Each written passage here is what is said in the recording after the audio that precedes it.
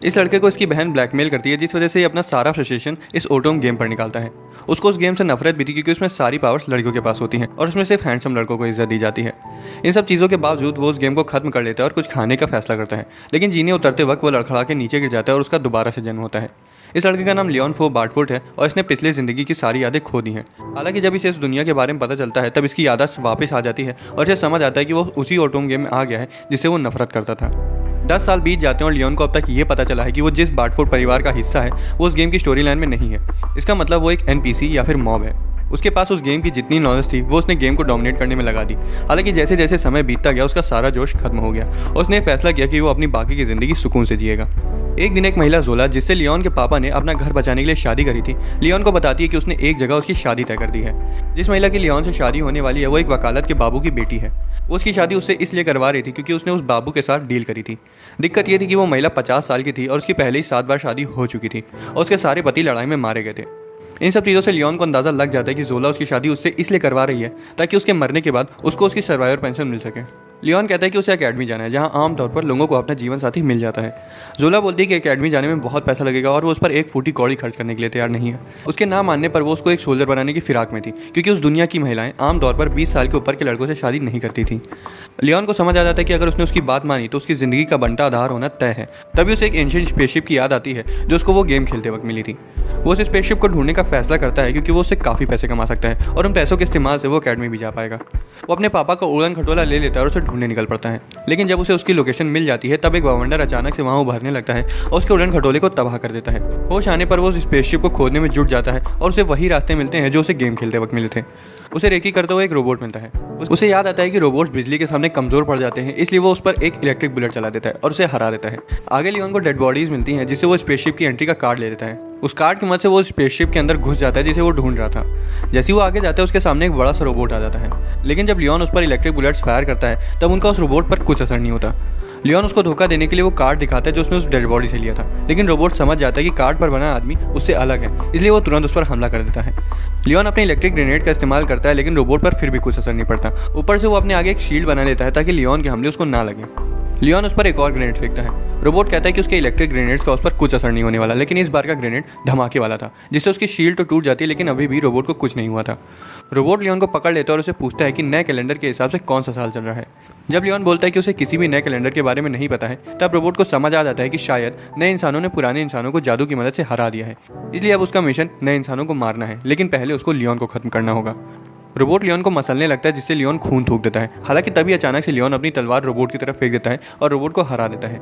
फिर Leone ship पर अपना हाथ स्कैन करता है जो उसे अपना पायलट मान लेती है, लेकिन शिप का कंप्यूटर ये देखकर हैरान हो जाता है कि लियोन में नए और पुराने दोनों इंसानों के गुण मौजूद हैं। लियोन शिप का नाम लक्षण रख देता है जैसे कि गेम में था। उसको काफ़ी चोटें लगी हुई थी इसलिए वो वहीं बेहोश हो जाता है। 3 महीने बीत जाते हैं और घर पर जोला कहती है कि लियोन बेवकूफ़ था जो उसने इतने अच्छे रिश्ते को ठुकरा दिया और भाग गया, और हो सकता है कि अब तक वो मर भी गया हो क्योंकि 3 महीने से उसने परिवार में से किसी को कांटेक्ट नहीं किया है। उसी वक्त लियोन अपनी शिप और खूब सारे खजाने के साथ वहाँ आ जाता है और उसे देखकर जोला जल भुन जाती है। लियोन उन सारे पैसों के साथ एकेडमी में एडमिशन ले लेता है। अब वो एक आइलैंड पे रहता है जो उसे घर वापस लौटते वक्त मिला था। वो अब एक इंडिपेंडेंट नाइट है और उसकी रैंक भी बैरनोट की हो चुकी है। शिप पर से एक छोटा सा रोबोट उसके बगल में उड़ रहा होता है। वो उसे बताता है कि ये आइलैंड आगे चल के उसे खूब सारे पैसे बना के दे सकता है और तो और वो इस पर हॉट स्प्रिंग भी बना सकता है। लियोन को वो आइडिया काफ़ी पसंद आता है। रोबोट बताता है कि उन्होंने पहले काम शुरू कर दिया था और कुछ ही महीनों में हॉट स्प्रिंग बन के तैयार हो जाएंगे। लियोन को बैरन की रैंक दी जाती है जो उसकी पहली वाली रैंक से ऊपर थी, पर उससे वो खुश नहीं था क्योंकि इसका मतलब ये था कि अब उसे एक हाई रैंक वाली वाइफ ढूंढनी पड़ेगी, शायद जोला के आसपास रैंक वाली। लियोन एकेडमी में जाता है और प्रिंस और उसके ग्रुप को देखता है जो कि गेम के मेल रोमांटिक लीड थे। उसके बाद उसे एंजेलिका दिखती है जो कि गेम की प्रोटैगनिस्ट की राइवल थी। ओपनिंग सेरेमनी की अटेंड करने के बाद लियोन को एक लड़की प्रिंस को चांटा मारती हुई दिखाई देती है और उसे तुरंत याद आता है कि ये सेम सीन गेम में भी हुआ था, लेकिन प्रोटैगनिस्ट की जगह उस लड़की को वो करते हुए देखकर लियोन थोड़ा कंफ्यूज हो जाता है क्योंकि गेम में वो सीन प्रोटैगनिस्ट और प्रिंस के बीच होता है। इसके बाद लियोन अपने दोस्त डैनियल और रेमंड को चाय पर बुलाता है, ये सोच करके शायद कुछ लड़कियां भी वहाँ पर आएंगी। दोस्तों रेमंड भी एक लड़का है। तभी लियोन देखता है कि प्रिंस उस लड़की की तरफदारी कर रहा है जिसने उसे तमाचा मारा था क्योंकि उसके मंगेतर उसको प्रिंस की टी पार्टी में नहीं आने देना चाह रही थी। हालांकि ये देखकर भी लियोन कंफ्यूज हो जाता है क्योंकि गेम में प्रिंस मेन प्रोटैगनिस्ट के सपोर्ट में खड़ा होता है। लियोन टी टिकट्स की क्लास में ध्यान नहीं दे रहा था, इसलिए प्रोफेसर उसको सबके सामने जलील करने के लिए अपने पास बुलाते हैं, लेकिन लियोन उनकी बातों से इतना इंप्रेस हो जाता है कि वो खुद की एक टी पार्टी ऑर्गेनाइज कर लेता है। इस बार वो सारा काम खुद से करता है, ना कि पहली बार की तरह जब उसने सारा काम दूसरों पर छोड़ दिया था। वो एक लड़की को बुलाता है जो अपनी दोस्तों को भी वहाँ ले आती है। हालांकि वो सिर्फ अपना टाइम पास करने वहाँ आई थी और खाने पीने के बाद वो वहाँ से चली गई। हॉलवे में लियोन देखता है कि कुछ लड़कियाँ एक लड़की को परेशान कर रही हैं। वो उसे चाय पर बुलाने का फैसला करता है और तब उसे पता चलता है कि वो गेम की मेन प्रोटैगनिस्ट ओलिविया है। उसके साथ कुछ समय बिताने के बाद उसे समझ आता है कि वो बहुत अच्छी है। असल में वो उस एकेडमी में स्कॉलरशिप पर पढ़ रही थी, जिस वजह से वहाँ की लड़कियाँ उसे बहुत परेशान करती थीं। ये सब जानने के बाद लियोन उसकी मदद करने का फैसला करता है और उसे अपनी बहन जीना के पास ले जाता है। उसकी बहन ओलिविया को सलाह देती कि उसे क्लास की सबसे पॉपुलर लड़की एंजेलिका से अपनी जान पहचान बनानी चाहिए। वो उसे एंजेलिका के लिए कुछ महंगे स्नैक्स भी खरीदने को बोलती है। हालांकि ओलिविया तो गरीब थी, इसलिए लियोन उसके लिए उन्हें खरीद देता है। ओलिविया एंजेलिका के पास जाती है और एंजेलिका ये देखकर इंप्रेस हो जाती है कि उसके अंदर उसके सामने खुद को इंट्रोड्यूस करने का जिगरा है। ओलिविया उससे पूछती है कि क्या वो उसे एकेडमी से निकलवाएगी तो नहीं, जिस पर एंजेलिका कहती है कि उसे निकलवाना नहीं चाहती और ना ही वो किसी के साथ ऐसा करेगी। एंजेलिका के पूछने पर ओलिविया उसे बताती है कि लियोन ने उसे खुद को इंट्रोड्यूस करने को कहा था। उसे चिंता होने लगती है क्योंकि शायद लोग लियोन को अपने फ़ायदे के लिए इस्तेमाल करना शुरू कर सकते हैं। लियोन ओलिविया के साथ एक एक्सप्लोरेशन क्लास अटेंड करता है और एंजेलिका को मरी के साथ वहाँ लड़ते हुए देखता है। इस बार भी प्रिंस मरी की साइड लेता है और अपनी फियांसी की जगह मरी को अपने साथ ले जाता है। टीचर सभी से आगे जाके मॉन्स्टर से बचते हुए क्रिस्टल्स को ढूंढने को कहती है। सभी बच्चे लियोन और ओलिविया को आगे जाने को कहते हैं क्योंकि वो अमीर नहीं थे। उन्हें डंजन में एक मॉन्स्टर मिलता है जिसे लियोन आसानी से हरा देता है, लेकिन जब एक मॉन्स्टर ओलिविया पर हमला करता है तब उसे बचाने के लिए लियोन उसके आगे आ जाता है और उसे चोट लग जाती है। प्रिंस और उसका ग्रुप वहाँ आ जाता है और सभी मॉन्स्टर्स को हरा देता है। प्रिंस को थोड़ी चोट लग जाती है, इसलिए मरी अपने जादू से उसको हील करती है। तभी एंजेलिका वहाँ आकर उसे धक्का देती है और प्रिंस को खुद ठीक करने लगती है, लेकिन वो उसे बताता है कि उसे उसकी मदद की कोई ज़रूरत नहीं है और वो मरी का हाथ पकड़ के वहाँ से चला जाता है। ये देखकर प्रिंस के फ्रेंड्स जो कि गेम में बाकी के रोमांटिक इंटरेस्ट थे उसे जलने लगते हैं। बाद में प्रिंस जूलियस एंजेलिका से उस हादसे के बारे में सवाल करता है जिसमें कुछ लड़कियों के ग्रुप ने मिलकर मरी के कपड़े जला दिए थे। असल में उन्होंने प्रिंस से कहा था कि एंजेलिका ने उन्हें सब करने को कहा था। हालांकि वो कहती है कि उसका इन सबसे कोई लेना देना नहीं है। प्रिंस उसको उससे और मरी से दूर रहने को कहता है क्योंकि उनकी एंगेजमेंट एकेडमी के बाहर हुई है, अंदर नहीं। लियोन ओलिविया से कुछ सवाल करने के लिए लाइब्रेरी में जाता है, ये जानने के लिए कि मैरी किस तरह की लड़की है। ओलिविया को गलतफहमी हो जाती है, इसलिए वो लियोन से पूछती है कि क्या उसे मैरी जैसी लड़कियां पसंद है, जिस पर लियोन कहता है कि उसे उस तरह की लड़कियों से सख्त नफरत है। तभी उसे पीछे से शेल्फ से कुछ आवाज़ आती है। जब वो दोनों चेक करने के लिए अंदर जाते तो उन्हें मैरी प्रिंस के ग्रुप के एक लड़के को किस करती हुई दिखाई देती है। लाइब्रेरी से बाहर आने के बाद मरी को रास्ते में प्रिंस और उसका दोस्त जिल्क मिलते हैं। जिल्क उसके लिए एक सर्वेंट खरीदने का ऑफर देता है क्योंकि वो खुद से अफोर्ड नहीं कर सकती थी। मरी मन ही मन सोच रही थी कि इस दुनिया में जीतना कितना आसान है और वो इस ऑटोम गेम को डोमिनेट कर लेगी। वो एक खुलासा करती है कि वो भी इस दुनिया की नहीं है। लियोन और उसके दोस्त एक पार्टी में जाने का फैसला करते हैं, ये ठान करके वो वहाँ से अपने लिए एक वाइफ ढूंढ कर लाएंगे। हालांकि वहाँ सभी लड़कियां उन्हें रिजेक्ट कर देती हैं। इस दौरान एंजेलिका की प्रिंस के साथ बहस हो जाती है। एंजेलिका कहती है कि मरी प्रिंस के ग्रुप के सभी लड़कों के साथ रंगरलियां मना रही है और तभी वो सभी खुलासा करते हैं कि उन्हें इसके बारे में पहले से पता है और वो सभी एक एक करके मरी के लिए अपने प्यार का इजहार करते हैं। प्रिंस कहता है कि वो मरी को उन सबसे ज़्यादा प्यार करता है और उसके दिल में उसकी जगह कोई भी नहीं ले सकता। एंजेलिका मरी पर अपना एक ग्लव निकालकर फेंकती है और उसे डुएल के लिए चैलेंज करती है। प्रिंस उसे ग्लव उठाने को कहता है और उसका चैंपियन बनने का ऑफर करता है, लेकिन उसके दोस्त कहते हैं कि वो सारी स्पॉटलाइट खुद नहीं ले सकता और वो भी उसके लिए लड़ सकते हैं। दूसरी तरफ कोई भी एंजेलिका की तरफ से लड़ना नहीं चाह रहा था। तभी अचानक से लियोन आगे आता है क्योंकि उसे याद था कि गेम के सीन में जब प्रोटैगनिस्ट की जीत होती है तब एंजेलिका एक निचली रैंक की नोबल से शादी कर लेती है और अपनी ज़िंदगी को कठिनाइयों के साथ काटती है। और तो और लियोन को उन छिनारों से नफरत भी थी। वो फैसला करती कि अगर लियोन जीत गया तो प्रिंस और मरी ब्रेकअप कर लेंगे। हाँ, लेकिन अगर वो जीत गया तो एंजेलिका उसे छोड़ देगी। लियोन अरीना में एक आर्मर डुएल करने का सजेशन देता है और वो उसे 5 लोग इकट्ठा करने को कहते हैं ताकि मुकाबला बराबरी का हो सके। हालांकि लियोन कहता है कि वो अकेले ही उन लोगों का छिनारपना निकाल देगा। उसके बाद जब लियोन अपने कमरे में जाता है तो देखता है कि किसी ने उसके कमरे की सत्या पीट दी है, लेकिन लक्षण ने वीडियो फुटेज ले ली थी जिसमें दिख रहा था कि स्टूडेंट्स ने डैनियल और रेमंड से ज़बरदस्ती वो सब करवाया था।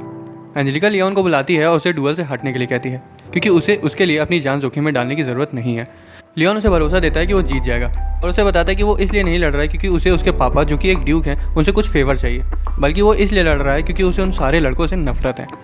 एरिना में लियोन के सभी अपोनेंट्स के पास बड़े बड़े आर्मर रोबोट होते हैं। जब लियोन का रोबोट वहाँ आता है तो सभी लोग उसके शेप को देखकर हंसने लगते हैं। ओलिविया को समझ नहीं आ रहा था कि सभी लोग उसे देखकर हंस क्यों रहे हैं, इसलिए एंजेलिका उसे बताती है कि लियोन का रोबोट काफ़ी पुरानी टेक्नोलॉजी से बना है जो कि अभी नहीं बनाया जा सकता।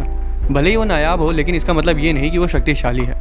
लियोन का आर्मर बहुत बड़ा है, तो वहीं नए आर्मर जो उसके अपोनेंट्स के पास हैं वो इस तरह बनाए गए हैं कि उससे रफ्तार से हमला किया जा सके। लियोन लक्षण से नंबर 1 का ब्लेड देने को कहता है और लक्षण उसे एक फावड़ा थमा देता है क्योंकि आखिरी बार उसने जब रोबोट का इस्तेमाल किया था तब वो ब्लेड को बदलना भूल गया था। इसके बाद जो लियोन को पूरा भरोसा था कि वो खाली उस फावड़े की मदद से अपने अपोनेंट्स को हरा देगा। पहले मैच में लियोन का मुकाबला ब्रैड के साथ होता है जो उस पर रोबोटिक ड्रोन से हमला करता है, लेकिन लियोन उसके सारे हमलों से आसानी से बच जाता है और सिर्फ एक बार में ब्रैड का भरता बना देता है। ये देखकर सभी लोग हैरान हो जाते हैं। अगले मुकाबले के लिए ग्रेग आगे आता है और कहता है कि वो सिर्फ इसलिए जीता क्योंकि उसका आर्मर तगड़ा था। उस पर अपने हथियार से हमला करता है, लेकिन लियोन उसके सारे हमलों को डिफ्लेक्ट कर देता है और उसके हथियार को तोड़ देता है। लियोन उसके रोबोट का पोस्टमार्टम कर देता है, लेकिन ग्रेग को बिना आर्मर के भी लड़ाई जारी रखनी थी। लियोन बोलता है कि उसे कमजोर लोगों को छेड़ना पसंद नहीं है और वो कहता है कि वो उसके लिए एक छोटी चींटी जितना है और अगर वो उसे मसल देगा तो सबके सामने उसका इंप्रेशन खराब हो जाएगा। लियोन का अगला ओपोनेंट क्रिस था और मुकाबला शुरू होते ही लियोन पीछे हटकर रोबोट पर लगे ड्रोन को छोड़ देता है। क्रिस उछल जाता है और उस पर अपनी तलवार से हमला करता है, लेकिन लियोन उसे पकड़ लेता है और 2 टुकड़ों में तोड़कर क्रिस को हरा देता है। क्रिस को अपनी हार पर भरोसा नहीं हो पा रहा था और उसे खुद पर शर्म आती है कि उसने इतनी मेहनत करी फिर भी वो हार गया। लियोन कहता है कि उसे अपनी मेहनत के बारे में मरी को बताना चाहिए जिससे मरी उस पर थूक सके। अगला अपोनेंट जिल्क था, लेकिन मुकाबला शुरू होने से पहले वो लियोन की बहन से लियोन के रोबोट में बम रखने को कहता है। लक्षण लियोन को उसके बारे में बताता है, लेकिन लियोन को उससे कोई फर्क नहीं पड़ता क्योंकि उसे अपने रोबोट की शक्ति पर भरोसा था। मुकाबला शुरू होते ही जिल्क हवा में उड़ जाता है और लियोन पर हमला करता है, लेकिन वो देखता है कि उसके हमले, जो कि एक आम रोबोट को आसानी से तबाह कर सकते हैं, लियोन के रोबोट का बाल भी भागा नहीं कर पाए। वो उसके रोबोट में लगे बम को फोड़ देता है, लेकिन उससे भी लियोन के आर्मर पर कुछ असर नहीं होता। इसके बाद जिल्क उसके परिवार को धमकाने लगता है और कहता है कि वो उसकी ज़िंदगी नर्क बना देगा। हालांकि लियोन उसे बताता है कि नर्क तो उसकी ज़िंदगी बनने वाली है क्योंकि उसने उसकी धमकी को रिकॉर्ड कर लिया और उसे ये भी पता है कि उसने उसके रोबोट में बम लगाया था और अगर उसने ये सब प्रिंस और मरी को बता दिया तो वो उसे पक्का नफरत करने लगेंगे। लियोन अपने फावड़े का इस्तेमाल करके उसे ज़मीन में पटक कर हरा देता है। ये देखकर मरी को यकीन नहीं हो पा रहा था कि NPC कैरेक्टर उसके प्लान पर पानी फेर रहा है। प्रिंस मरी को दिलासा देता है कि वो लियोन को हरा देगा क्योंकि उसका आर्मर किंगडम की सबसे महानतम टेक्नोलॉजी से बना है। मरी सोचती है कि बाकी लड़कों ने भी तो हारने से पहले यही कहा था। मरी को याद आता है कि ये लोग गेम में भी बहुत कमज़ोर थे, इसलिए उसने इस गेम को अपने भाई को खेलने के लिए दे दिया था। आखिरी मुकाबला शुरू होने से पहले लियोन प्रिंस से पूछता है कि वो ओलिविया के बारे में क्या सोचता है। प्रिंस कहता है कि उसने उससे कभी बात नहीं करी, जिस वजह से वो उसके बारे में कुछ कह नहीं सकता। वो दोनों लड़ना शुरू कर देते हैं और लियोन कहता है कि जूलियस बाकी लड़कों से ज़्यादा ताकतवर है। वो जूलियस को ये भी बताता है कि मरी उसे धोखा दे रही है क्योंकि वो उसे सच में प्यार नहीं करती। हालांकि जूलियस अपने प्यार के खिलाफ एक शब्द नहीं सुन सकता था और कहता है कि वो रॉयल पैलेस की बाकी लड़कियों से अलग है और वो जैसा है वो उसे वैसे ही पसंद करती है। लियोन कहता है कि एंजेलिका भी तो उसे प्यार करती है, लेकिन प्रिंस कहता है कि अगर वो उसे प्यार करती तो उसकी खुशी चाहती और उसको छोड़कर चली जाती। जूलियस उससे कहता है कि उसको दूसरों को नीचा दिखाना अच्छा लगता है क्या, जिस पर लियोन उसे गुस्सा दिलाते हुए कहता है कि दूसरों को नीचा दिखाने से अच्छा भला और क्या हो सकता है। लियोन उसको ये भी बताते हैं कि अगर वो एंजेलिका के खिलाफ गया तो वो इनडायरेक्टली उसके परिवार के खिलाफ भी जाएगा, जिससे उसको रॉयल पैलेस के थ्रोन से हटाया भी जा सकता है। हालांकि जूलियस कहता है कि जब तक वो मरी के साथ है तब तक उसे उन सब चीज़ों से कोई फर्क नहीं पड़ता। लियोन को समझ आ जाता है कि इसके दिमाग में भूसा भरा जा चुका है, इसलिए वो अपने एक शक्तिशाली हमले का इस्तेमाल करता है और जूलियस के रोबोट को उतने टुकड़ों में तोड़ देता है जितने टुकड़ों में मैं अपने दोस्तों को पालता हूँ। ये देखकर सभी लोग शॉक हो जाते हैं। ओलिविया से पूछती है कि उसने प्रिंस और उसके दोस्तों के साथ इतनी क्रूरता क्यों दिखाई, क्योंकि अब सभी लोग उसे नफरत करने लगे हैं। लियोन बताता है कि वो उस अकेडमी में ज़्यादा समय तक नहीं रुकने वाला, इसलिए उसे उनकी नफरत से कोई फर्क नहीं पड़ता। इसके बाद एंजेलिका प्रिंस का हाल चाल देखने जाती है, लेकिन प्रिंस बताता है कि वो कभी भी उससे प्यार नहीं कर सकता क्योंकि मरी उसका सच्चा प्यार है। ये सुनकर एंजेलिका वहाँ से चली जाती है कहते हुए कि वो दुआ करेगी वो खुश रहे। लियोन रेडग्लेव फैमिली के हेड के पास जाता है जो कि एंजेलिका के पापा हैं और बताता है कि वो अपने नाइट के टाइटल को छोड़ रहा है और जो बैरन का टाइटल उसे दिया जा रहा है वो भी उसे नहीं चाहिए। इसके बदले में वो उनसे वो रायता समेटने को कहता है जो वो एरिना में फैला कर आया था। वो चाहता था कि उसकी जान बख्श दी जाए और उसके किए की सज़ा उसके परिवार को ना दी जाए।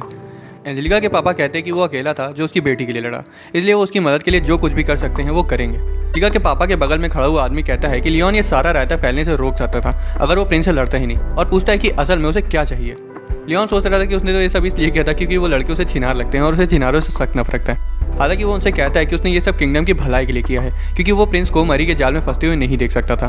एंजेलिका के फादर लियोन से एंजेलिका को अपने साथ ले जाने की रिक्वेस्ट करते हैं क्योंकि फिलहाल एंजेलिका हार चुकी है, इसलिए लियोन एंजेलिका और ओलिविया दोनों को अपने घर ले जाता है। वो उन्हें हॉट स्प्रिंग दिखाता है जो उसने बनाए थे। थोड़ी देर मस्ती करने के बाद तीनों एक दूसरे से बात करने लगते हैं। एंजेलिका बताती है कि वो खुद को बहुत बुरा मानती है क्योंकि प्रिंस के साफ इनकार करने के बाद भी वो मरी से बदला लेने के बारे में सोच रही है। लियोन कहता है कि उसके पास मरी से बदला लेने का एक बहुत बेहतरीन तरीका है। जब एंजेलिका पूछती है कि उसका प्लान क्या है, तब लियोन उसे बताता है कि उसके लिए सबसे बड़ा बदला यही होगा कि एंजेलिका खुश रहे। दूसरी तरफ प्रिंस और उसके सारे दोस्तों को उनके परिवार वाले निकाल देते हैं और अब उन्होंने अपना ओहदा खो दिया है। उन्हें तो कुछ फर्क नहीं पड़ता, लेकिन मरी को यह यकीन नहीं हो पा रहा था कि उसका रॉयल पैलेस में रहने का सपना चकनाचूर हो चुका है। लियोन के घर पर एक डाकिया आता है और उसके परिवार वालों को बताता है कि लियोन के किसी भी किए के जिम्मेदार वो लोग नहीं होंगे। यही नहीं, लियोन की रॉयल रैंक भी बढ़ाकर अपर 6 रैंक कर दी गई है। लियोन के सारे प्लान पर पानी फिर जाता है क्योंकि उसे कोई भी रैंक नहीं चाहिए थी और वो अकेडमी में भी वापस नहीं लौटना चाहता था। लेकिन अब जब रॉयल फैमिली ने उसे पहचान लिया है तो उसे अकेडमी जाना होगा। अकेडमी में लक्षण लियोन को बताता है कि मैरी, जूलियस और उसके सारे दोस्तों ने एक साथ रुकने का फैसला किया है। हालांकि अब वो उसे प्यार नहीं करते और फिलहाल वो डंजन में लड़ रहे हैं। वो लियोन को हराने के लिए खुद को ट्रेन कर रहे हैं और पैसा भी इकट्ठा कर रहे हैं क्योंकि अब उनके ऊपर से उनके परिवार का हाथ हट चुका है। मरी को छोड़कर सभी लड़के बहुत खुश थे। लियोन अकेडमी में दोबारा से जाने की वजह से इरिटेट हो जाता है, लेकिन उसे इस बात की खुशी थी कि वो ओलिविया और एंजेलिका के साथ रह सकता है। हालांकि उसे पता था कि वो उनके साथ कुछ कर नहीं सकता।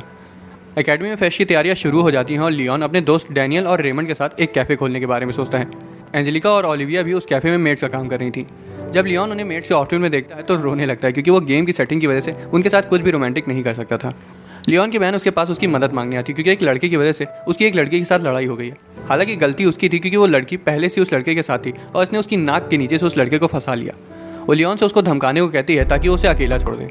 ओलिविया कहती है कि ये तो गलत है, लेकिन लियोन की बहन कहती है कि तुम तो चुप ही रहो।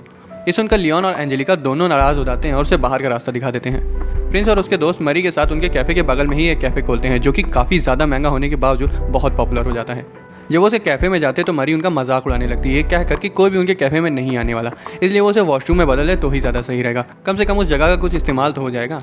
ओलिविया उनके कैफ़े को एडवर्टाइज करती है, लेकिन सभी लोग उसे या तो इग्नोर कर रहे थे या तो लियोन के साथ होने की वजह से उसका मजाक उड़ा रहे थे। हालांकि तभी एक लड़की कार्ला वहाँ आती है और कहती है कि उसे उनका कैफ़े अच्छा लग रहा है। फेस्टिवल के दिन जब वो लोग अपना कैफ़े खोलने जा रहे थे तब एक टीचर आती है और एंजेलिका को बताती है कि उसको एग्जीक्यूटिव कम्युनिटी ने बुलाया है। वहाँ उसे किंगडम की महारानी लेडी माइलिन मिलती हैं, जो कि एंजेलिका से उसको लियोन के पास ले जाने की रिक्वेस्ट करती हैं। जैसी लेडी माइलिन कैफ़े में एंटर करती हैं, वो देखती हैं कि एक लड़की अपने नौकरों के साथ लियोन के साथ बदसलूकी कर रही है। वो लियोन को चाय का ग्लास फेंक कर मारती है, ये कहते हुए कि वो गुनगुनी है। जब लियोन चाय साफ करने के लिए नीचे झुकता है तो वो उसके सिर पर अपना जूता रख देती है और बोलती है कि उसे उसकी चाय पीने के पैसे देने चाहिए। एंजेलिका लियोन को बचाने के लिए तुरंत वहाँ आ जाती है और उस लड़की को ढकेल देती है, लेकिन दूसरी लड़कियों की तरह वो एंजेलिका से नहीं डरती थी। एंजेलिका को याद आता है कि वो काउंट ऑफरी की बेटी है, जो उसके परिवार के राइवल हैं। वो एंजेलिका की बेइज्जती करने लगती है और तभी ओलिविया आगे आती है और उसको रुकने को कहती है। लड़की उसे चुप रहने को कहती है, ये बोलते हुए कि वो सिर्फ एंजेलिका की पालतू बिल्ली है और उसे अपनी औकात नहीं भूलनी चाहिए। इसके बाद वो अपने सर्वेंट से लियोन को मारने को कहती है, जिसे देखकर लेडी माइलन उन्हें वहाँ से जाने को बोलती हैं। हालांकि लड़की को नहीं पता था कि वो कौन है, इसलिए वो उसे भी अपने सर्वेंट से वहाँ से निकाल फेंकने को कहती है। अब लियोन हंसने लगता है, क्योंकि उन्होंने किंगडम की महारानी की बेइज्जती करी है और वो महारानी की तरफ होने की आड़ में उनको बिना हिचकिचाए मार सकता है। एंजेलिका को समझ आ जाता है कि लियोन ने अपना आपा खो दिया, इसलिए वो उसे शांत करने के लिए अपने टी एटिकेट्स के टीचर को बुलाती है, जिसे लियोन अपना गुरु मानता था। उसके बाद लेडी माइलिन कहती है कि वो लियोन से नाराज़ हैं। ये सुनते ही लियोन उनके पैरों में गिर जाता है और अपने परिवार को बख्शने की भीख मांगने लगता है। वो कहती है कि अरे मेरा मतलब ये नहीं था, और एंजेलिका से मदद मांगती है। हालांकि एंजेलिका बताती है कि वो सिर्फ उनकी टांग खींच रहा है। लेडी माइलिन उसे बताती है कि जिस तरह वो एरिना में जूलियस से लड़ा था, उस वजह से उसने रॉयल पैलेस में खूब सारे दुश्मन बना लिए हैं। हालांकि लियोन कहता है कि उसे उन छिनारों से कोई फर्क नहीं पड़ता। इसके बाद लेडी माइलिन लियोन से एकेडमी में कुछ यादें बनाने में उसकी मदद करने को कहती हैं, क्योंकि वो अपने समय में एकेडमी जा ही नहीं पाई। लियोन कहता है कि वो बहुत खूबसूरत हैं और ऐसा लगता नहीं कि वो 30 साल की होंगी, इसलिए वो उनसे शादी करने के लिए पूछ लेता है। भाई तुम लोगों को तो पता नहीं, लेकिन मुझे भी लियोन की तरह 30 के ऊपर की लड़कियां बहुत पसंद हैं। खैर ये सुनकर जूलियस बौरा जाता है और लियोन को मुक्का मार के अपनी अम्मी को वहाँ से ले जाता है। जूलियस के कैफ़े में उसकी माँ माइलिन मैरी को उसके सामने लाने को कहती हैं, लेकिन जूलियस कहता है कि वो ऐसा नहीं कर सकता, क्योंकि मैरी मुंहफट है और कुछ भी बोल देती है।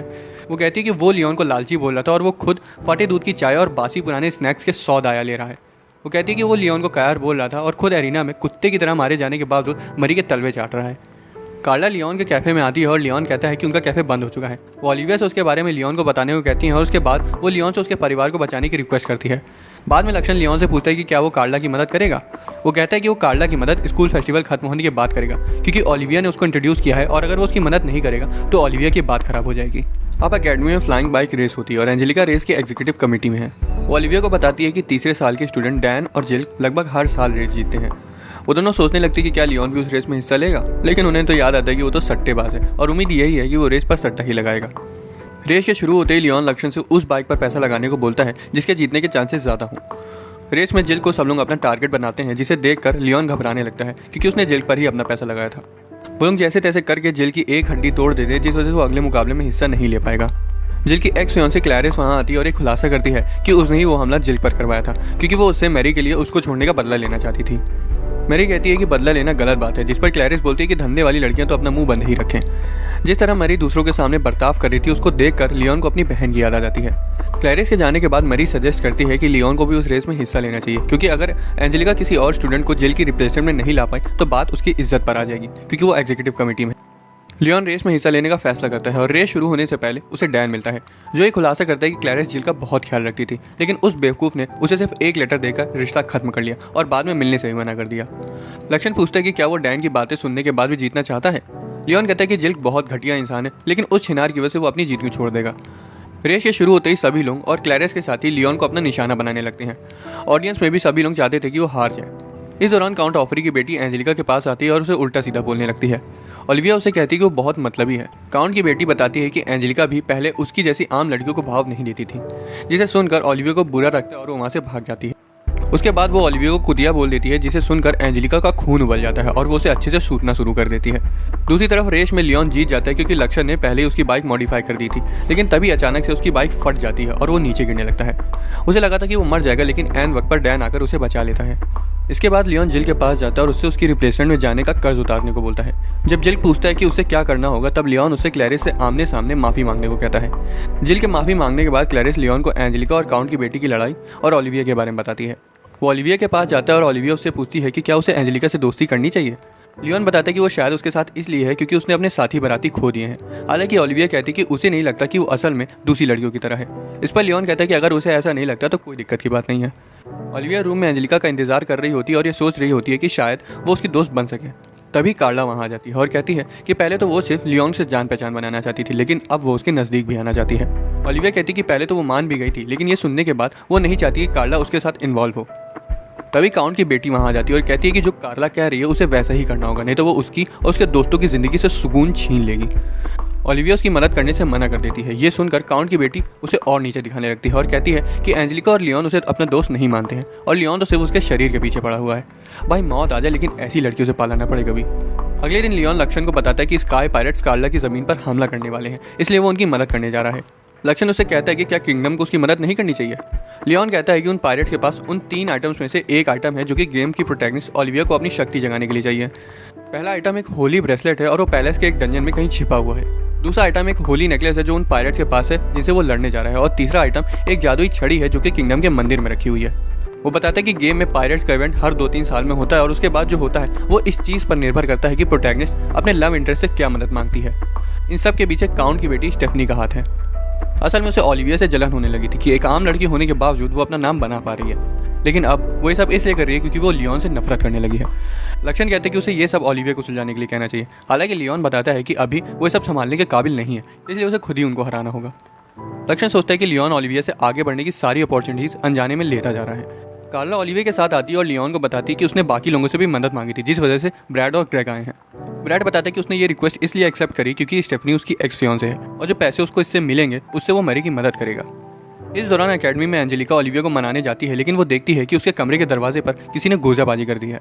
उसे ओलिविया की चिंता होने लगती है और तभी स्टेफनी वहाँ आ जाती है और बताती है कि कैसे उसने ओलिविया को स्काई पायरेट से लड़ने के लिए भेज दिया है। ये सुनकर एंजेलिका बहुत गुस्सा हो जाती है और स्टेफनी को धमकाते हुए बोलती है कि अगर उसको कुछ हुआ तो वो उसे छोड़ेगी नहीं। लियोन और बाकी सब लोग शिप पर चढ़ जाते हैं। लियोन ग्रेग और ब्रैड के साथ ताश खेल रहा होता है, तभी उसे लक्षण बताता है कि कुछ पायरेट शिप उन पर हमला करने वाली हैं। लियोन उन दोनों से लड़ने के लिए तैयार होने को कहता है, लेकिन उनको कोई आइडिया नहीं था कि उन्हें करना क्या है, इसलिए लियोन उनसे उनके पीछे रहने को कहता है। लियोन अपने रोबोट आर्मर का इस्तेमाल करता है और आसानी से पायरेट्स को हरा देता है। इसके बाद वो कार्ला के आइलैंड पर पहुंच जाते हैं, जहाँ पर कुछ लोग उन्हें घेर लेते हैं। कॉमरेड फूवे, जो कि कार्ला के पापा थे, खुशकिस्मती से ब्रैड को पहचान लेते हैं और पूछते हैं कि वो वहाँ क्या कर रहा है। तब लियोन उन्हें बताता है कि कार्ला ने उसे उनके आइलैंड को बचाने की रिक्वेस्ट करी थी, लेकिन कॉमरेड बताता है कि उन पर तो कोई हमला नहीं होने वाला था। फूवे कार्ला से पूछते हैं कि क्या हो रहा है। कार्ला झूठ बोलने लगती है और कहती है कि उसने कुछ नहीं किया है और ये सब ओलिविया की गलती है। लियोन आगे आकर उसके झूठ का पर्दाफाश कर देता है, ये बताते हुए कि कार्ला ने तो उन्हें ये तक कहा था कि उन्हें उसके पैसे भी मिलेंगे। ये सुनकर कार्ला के पापा गुस्सा हो जाते हैं। बाद में कार्ला उन्हें बता देती है कि स्टेफनी ने उसे सब करने को कहा था। लियोन ओलिविया के पास जाता है, लेकिन अब तक स्टेफनी की बातें उसके मन में बैठ चुकी थी। वो उसे पूछती कि क्या वो उसके शरीर के पीछे पड़ा हुआ है और बोलती है कि वो सिर्फ उनकी पालतू बिल्ली नहीं है, वो भी एक इंसान है। लियोन शिप की छत पर ओलिविया की कई बातों के बारे में सोच रहा होता है और तभी लक्षण उसे बताता है कि वो अनजाने में ओलिविया की ग्रोथ के सारे मौके छीनता जा रहा है। उसे कहता है कि उसने उसको अपना पावदान बना लिया, जिसे सुनकर लियोन को गुस्सा आ जाता है और वो उसे मुक्का मार देता है। थोड़ी देर में ब्रैड अपनी तलवारबाजी की प्रैक्टिस करने के लिए छत पर आ जाता है और कहता है कि वो इतनी मेहनत इसलिए कर रहा है ताकि अगर अगली बार वो दोनों लड़ें तो वो लियोन को हरा सके। हालांकि लियोन कहता है कि वो उसे दोबारा नहीं लड़ने वाला, इसलिए वो हमेशा एक लूजर ही रहेगा। तभी लक्षण उन दोनों को एक एक लकड़ी की छड़ी दे देता है, जिससे दोनों के बीच लड़ाई शुरू हो जाती है, लेकिन लियोन ब्रैड को आसानी से हरा देता है। ब्रैड ये खुलासा करता है कि वो उनके ग्रुप में सबसे कमज़ोर है, जिस वजह से वो इतनी मेहनत कर रहा है। अगली सुबह ब्रैड और ग्रेग लियोन से पूछते हैं कि वो स्काई पायरेट्स का क्या करेगा और तभी अचानक से उन पर पायरेट्स हमला कर देते हैं। लियोन ब्रैड और ग्रेग को शिप में ही रुकने को कहता है, लेकिन जब वो उनकी आंखों में लड़ने की ललक को देखता है तो उन्हें वो रोबोट दे देता है जो पिछली बार की लड़ाई से बरामद हुए थे। इस बीच ओलिविया कमरे में अकेली बैठी उन बुरी बातों के बारे में सोच रही होती है जो उसने रात में लियोन से कही थी और तभी शिप हिलना शुरू हो जाती है। वो बाहर जाती है तो देखती है कि लियोन पायरेट से लड़ रहा है। जब एक पायरेट लियोन को उड़ा देता है तब ओलिविया बाहर उसकी मदद करने जाती है, लेकिन पायरेट का बॉस उसके सामने आकर खड़ा हो जाता है। उसे अपने साथ ले जाने ही वाला होता है कि तभी ब्रैड वहां आकर उसे बचा लेता है। लक्षण लियोन को बताता है कि ओलिविया की जान खतरे में है। लियोन देखता है कि ग्रेग और ब्रैड ओलिविया को बचाने की कोशिश कर रहे हैं और उसे याद आता है कि गेम में भी ऐसा ही कुछ हुआ था, लेकिन लियोन को पता था कि वो दोनों बॉस को हराने जितने ताकतवर नहीं है, इसलिए वो बीच में आकर बॉस की चटनी बना देता है। बॉस लियोन से उसको बख्शने की भीख मांगने लगता है और लियोन उसे नेकलेस ले लेता है। पायरेट शिप सरेंडर कर देती है और लियोन उनकी सारी रूट अपने साथ ले जाता है। अब लियोन फिर से एक एनपीसी बनने के बारे में सोचता है क्योंकि उसने पहले ही गेम की स्टोरी लाइन में काफ़ी उथल पुथल मचा दी है। वो रॉयल पैलेस में बताता है कि उसने सिर्फ ग्रेग और ब्रैड की मदद करी थी, जिस वजह से उन दोनों को वो सारा इनाम मिल जाता है जो पायरेट्स पर लगा हुआ था। लियोन उनके परिवार को भी उन्हें दोबारा से वापस लेने को बोल देता है और अब वो ओलिविया और एंजेलिका दोनों से दूरी बनाने का फैसला करता है। ग्रेग और ब्रैड रॉयल पैलेस में लियोन की रैंक अपर 6 से लोअर 5 तक बढ़ाने की अर्जी डालते हैं। लियोन की सिरदर्दी तो तब बढ़ जाती है जब उसके पास क्लैरिस के परिवार से एक लेटर आता है जिसमें लिखा हुआ था कि ग्रेजुएशन के बाद उसकी रैंक और बढ़ाकर अपर 5 कर दी जाएगी और उसे एक बाइक भी तोहफे के तौर पर दी जाएगी। डैनियल और रेमंड लियोन को बताते हैं कि प्रमोशन की वजह से एकेडमी की लड़कियां उसे जानने लगी हैं। हालांकि लियोन को पता था कि वो सिर्फ उसके ओहदे की वजह से उसको पाना चाहती हैं। वो उसे बताते हैं कि स्कूल ट्रिप आने वाली है और वहाँ पर वो अपने लिए वाइफ ढूंढने की कोशिश कर सकते हैं। लियोन को याद आता है कि गेम में स्कूल ट्रिप पर आपको अपने रोमांटिक इंटरेस्ट के साथ जाना होता है ताकि स्कोर बढ़ सके। लियोन साउथ के फ्लोटिंग आइलैंड पर जाना चाहता था क्योंकि उसे वहाँ से एक रेयर आइटम लेना था। दूसरी तरफ ओलिविया और एंजेलिका भी उसी आइलैंड पर जाती हैं। आइलैंड पर पहुंचने के बाद ओलिविया सोचती है कि कितना अच्छा होता कि अगर वो लियोन और एंजेलिका के साथ वहाँ आई होती। ओलिविया एक मंदिर में जाती है जहाँ लियोन पहले से मौजूद होता है और एंजेलिका भी थोड़ी देर में वहाँ आ जाती है। वो तीनों एकदम शांति से वहाँ खड़े होते हैं और तभी एक छोटी बच्ची वहाँ आती है और बताती है कि वो मंदिर शादियों के लिए जाना जाता है। ऑफरिंग्स देने के बाद तीनों अपनी अपनी ख्वाहिश मांगते हैं, लेकिन लियोन चिल्लाते हुए दुआ मांगता है कि उसे ऐसी वाइफ चाहिए जिसमें कॉमन सेंस हो और वो दिखने में सेक्सी और थोड़ी सी बदतमीज़ भी होनी चाहिए। एंजेलिका लियोन का दिमाग ठिकाने लगती है और कहती है कि उसे सोच समझ कर और अपने मन में ख्वाहिश मांगनी चाहिए क्योंकि वो अभी एक पवित्र जगह पर है। उसके बाद बच्ची उन्हें 3 चार्म देती है जिसकी वजह से लियोन वहाँ आया था क्योंकि गेम में जल्दी से नहीं मिलते हैं। उनमें से गुड लक चार्म है, दूसरा फॉर्च्यून चार्म है और तीसरा ब्लेसिंग तलिस्मान है। वो उन तीनों को ले लेता है, लेकिन बच्ची उसे बताती है कि वो उन तीनों के लिए, इसलिए उन सबको एक एक लेना चाहिए। हालांकि एंजेलिका और ओलिविया कहती हैं कि लियोन चाहे तो उन्हें रख सकता है, फिर भी लियोन उन दोनों को वो दे देता है। ओलिविया और एंजेलिका को गुड लक और ब्लेसिंग तलिस्मान मिलता है तो वहीं लियोन को वॉर फॉर्च्यून चार्म मिलता है जिससे किसी की शारीरिक शक्ति और क्लोज कॉम्बैट स्किल बढ़ाई जा सकती है। अगली सुबह क्रिस लियोन के पास आता है और उसे तलवारबाजी की चुनौती देता है। तभी अचानक से उनकी शिप पर मॉन्स्टर्स का हमला हो जाता है जिन पर फेनोस ड्यूकम का क्रश था। फेनोस ड्यूकम पहले नेशन के ड्यूक का हिस्सा था, लेकिन अब उन्होंने अपनी आज़ादी की घोषणा कर दी है और वो खुद को एक इंडिपेंडेंट नेशन बताते हैं। लियोन उन्हें देखकर दंग रह जाता है क्योंकि वो गेम के एंड में आते हैं। वो सोचने लगता है कि उसने ऐसी क्या गलती कर दी जिससे वो इतनी जल्दी आ गया। एंजेलिका उसे बताती है कि प्रिंसेस हर्ट्रूड होने वाला है जिसे वो पहले भी मिल चुकी है। हर्ट्रूड शिप पर मौजूद सभी लोगों के लिए घोषणा करती है कि वो हेलफोर्ड किंगडम के खिलाफ जंग छेड़ने जा रही है, इसलिए शिप पर जितने भी नोबल्स मौजूद हैं वो अभी सरेंडर कर दें। एक गैलेक नाम का आदमी शिप पर आता है और बताते हैं कि वो शिप पर उन सभी को बंदी बना लेंगे जिनकी रैंक बैरन और उससे ऊपर की होगी। भाई मेरी भी कोई बंदी बनवा दो। तभी एंजेलिका आगे आती है और खुद को सरेंडर कर देती है, ये कहते हुए कि वो ड्यूक की बेटी है इसलिए वो अकेली ही उनके लिए काफ़ी होगी। लियोन और ओलिविया उसे रोकने जाते हैं, लेकिन बाकी सारे स्टूडेंट सिर्फ अपने बारे में सोच रहे थे और उन्हें रोक लेते हैं। कुछ लड़कियां ओलिविया को चाटे मारती हैं तो वहीं लियोन को लड़के पीट डालते हैं। मॉन्स्टर की शिप पर एंजेलिका हर्ट्रूड से पूछती कि वो ऐसा क्यों कर रही है क्योंकि वो भी जानती कि हेलफोर्ड किंगडम उनको पैरों तले रौंद देगा। गैलेक हर्ट्रूड से पूछता है कि उसे बाकी नोबल्स के साथ क्या करना चाहिए और वो बताती है कि उसे उनकी कोई ज़रूरत नहीं है। इस बीच लियोन और ओलिविया को स्टूडेंट्स जेल में डाल देते हैं। क्रिस वहाँ आते हैं और लियोन से उसकी मदद करने को कहता है, लेकिन लियोन मना कर देता है, ये कहते हुए कि वो उन लोगों के लिए क्यों लड़े जो खुद के लिए ही लड़ना नहीं चाहते हैं। क्रिस सभी को लड़ने के लिए मोटिवेट करता है, लेकिन कोई भी उसकी बात नहीं मानता। तभी लियोन एक बंदूक लेकर वहाँ आता है और सभी को जलील करने लगता है, ये कहते हुए कि वो सभी कायर हैं। ये सुनकर काउंट रोजब्लेड की बेटी डायड्रे फोर रोजब्लेड गुस्सा हो जाती है। उस शिप पर एंजेलिका के बाद सबसे ऊंचा परिवार डेड्रे का ही था। हालांकि लियोन को उससे कुछ फर्क नहीं पड़ता। वो कहता है कि उनके बाप दादा असली नोबल्स थे और अगर वो उन लोगों का कायरपना देख लेते तो उन्हें उन पर शर्म आती। वो कहता है कि उनके शरीर में क्या उनके बाप दादा का खून दौड़ भी रहा है या फिर वो सब तबायब की औलादे हैं। ये सुनकर सभी लोगों का खून उबलने लगता है और सभी लोग लड़ने के लिए तैयार हो जाते हैं। डायड्रे जो कि कुछ समय पहले उसकी बेइज्जती कर रही थी अब उससे इंप्रेस हो जाती है और कहती है कि उसका एटीट्यूड बहुत कड़क है। लियोन मॉन्स्टर शिप पर जाकर लड़ने के लिए तैयार हो जाता है और दूसरी तरफ हर्ट्रूड एंजेलिका को बताती है कि कैसे वो उनके और उसके नेशन के बीच की ताकत को बराबरी पर ले आएगी और वो फिर एक बांसुरी बनाना शुरू कर देती है। लियोन मॉन्स्टर की शिप की तरफ जा रहा होता है और उसे रास्ते में याद आता है कि गेम में प्रिंसेस के पास एक जादुई बांसुरी भी थी, इसलिए वो एंजेलिका को बचाने के बाद उसे चुराने का फैसला करता है। शिप पर क्रिश और बाकी बच्चे आर्मर रोबोट पर चढ़ जाते हैं और उनकी शिप पर हमला कर रहे मॉन्स्टर को खत्म करने लगते हैं, तो वहीं बचे हुए बच्चे अपने जादू की मदद से शिप को बचाते हैं। दुश्मनों की शिप उन पर गोले दागना शुरू कर देती है, लेकिन ओलिविया उन्हें बचाने के लिए इतना ज़्यादा डेस्परेट हो जाती है कि वो शिप को एक बड़ा सा बैरियर बनाकर प्रोटेक्ट कर लेती है और तो और वो बैरियर मॉन्स्टर पर हमला भी करने लगता है। देखकर लियोन बिना उनकी चिंता किए मॉन्स्टर शिप में घुस जाता है। सबसे पहले वो गैलेक को मारता है, उसके बाद प्रिंसेस हर्ट्रूड को उसकी बांसुरी के साथ बंदी बना लेता है। लियोन भी उन छिनारों से कम नहीं था, एंजेलिका और ओलिविया के होने के बावजूद हर्ट्रूड को बंदी बना रहा है। खैर जब वो लोग अपनी शिप पर वापस आ जाते हैं तब लियोन कहता है कि वो प्रिंसेस को बंदी बनाए रहेंगे और शिप को अकेडमी वापस ले जाएंगे। लेकिन दूसरी तरफ दुश्मनों को प्रिंसेस के अगवा होने से कोई फर्क नहीं पड़ता क्योंकि वो किसी और को अपनी प्रिंसेस बना लेंगे और वो उन पर हमला करना जारी रखते हैं। प्रिंसेस सारे मॉन्स्टर से अपना जादू हटा लेती है और लियोन से बताती है कि मॉन्स्टर सब उस पर हमला करेंगे और वो उनकी शिप पर है इसलिए वो उसे भी तबाह कर देंगे। लियोन उनका ध्यान भटकाने की कोशिश करता है और एंजेलिका ओलिविया को संभालती है, जिसकी हालत इतना बड़ा जादू करने की वजह से काफ़ी ख़राब हो गई थी। ओलिविया कहती कि उसे बस उसके और लियोन के कदम से कदम मिलाना था ताकि वो उन मॉन्स्टर्स को रोकने में उनका हाथ बटा सके। एंजेलिका उसे बताती कि उसने बहुत अच्छा काम किया। मॉन्स्टर शिप पर हमला करते हैं और उसके झटके की वजह से एंजेलिका लगभग शिप से बाहर गिरने ही वाली होती है, लेकिन वो जैसे तैसे शिप की एज को पकड़ लेती है। उसकी पकड़ छूटने वाली होती है कि तभी ओलिविया वहाँ आकर उसे ऊपर खींच लेती है, लेकिन बदकिस्मती से वो खुद शिप से नीचे गिर जाती है। अचानक से लियोन वहाँ आता है और ओलिविया को नीचे गिरने से बचा लेता है। यहाँ ओलिविया उसे बता देती कि वो उससे प्यार करने लगी है और उसके साथ हमेशा रहना चाहती है। वो उसे शिप पर वापस ले जाता है और तभी लियोन की शिप वहाँ आ जाती है और दुश्मनों की शिप को तबाह करने लगती है। लियोन भी अपने रोबोट में बैठ जाता है और बचे हुए मॉन्स्टर्स को मारने चला जाता है। ये देखकर एक आदमी गैलेक को बताता है कि उन्हें पीछे हट जाना चाहिए, लेकिन वो कहता है कि वो अभी नहीं लौट सकते क्योंकि उनकी प्रिंसेस और बांसुरी दोनों चली गई हैं। तभी उसे याद आता है कि उनके पास तो अभी भी अपना सबसे ताकतवर रोबोट ब्लैक नाइट मौजूद है। लियोन ब्लैक नाइट के सामने आकर खड़ा हो जाता है। ब्लैक नाइट का रोबोट आर्मर भी लियोन के आर्मर से बहुत कम ताकतवर था, हालांकि उसकी रोबोट को संभालने की स्किल लियोन से कहीं ज़्यादा अच्छी थी। वो लड़ने लगते हैं और ब्लैक नाइट लियोन के रोबोट पर तलवार से हमला करने में कामयाब हो जाता है, जिससे उसकी बॉडी पर और जोर पड़ने लगता है। लक्ष्मण उसको रोबोट से बाहर निकलने को कहता है, लेकिन लियोन उसकी बात नहीं सुनता और लड़ाई जारी रखता है। ब्लैक नाइट अपनी तलवार लियोन के रोबोट के आर पार कर देता है और तभी लियोन रोबोट से बाहर आ जाता है। ये देखकर ब्लैक नाइट को लगता है कि वो भाग रहा है, लेकिन लियोन का रोबोट अब लक्ष्मण के काबू में होता है, जो ब्लैक नाइट के रोबोट को जकड़ लेता है। लियोन सीधा उसकी पायलट सीट पर जाता है और उस पर बंदूक तान देता है। ये देखकर गैलेक्स फ्लेयर चला देता है, जिससे सारे मॉन्स्टर्स एक जगह पर इकट्ठा हो जाते हैं। उन्हें लगता है कि वो सब कुछ तबाह कर देंगे, लेकिन तभी लियोन लक्ष्मण को अपनी शिप से लेजर की बरसात करने को कहता है, जिससे सारी मॉन्स्टर शिप तबाह हो जाती हैं। लियोन ब्लैक नाइट को बख्श देता है, ये कहते हुए कि अब उसे रिटायर हो जाना चाहिए और घर जाके सबको बताना चाहिए कि वो एक बच्चे से हार गया, ताकि उसकी खूब बेइज्जती हो। एकेडमी में वापस लौटने पर लियोन सारा क्रेडिट क्रिस को दे देता है ताकि उसका परिवार उसे वापस ले ले। इस दौरान प्रिंस और उसके दोस्त एक रोबोट बनाकर लियोन को फिर से चुनौती देते हैं, लेकिन ग्रेग रोबोट में बैठा हुआ होता है।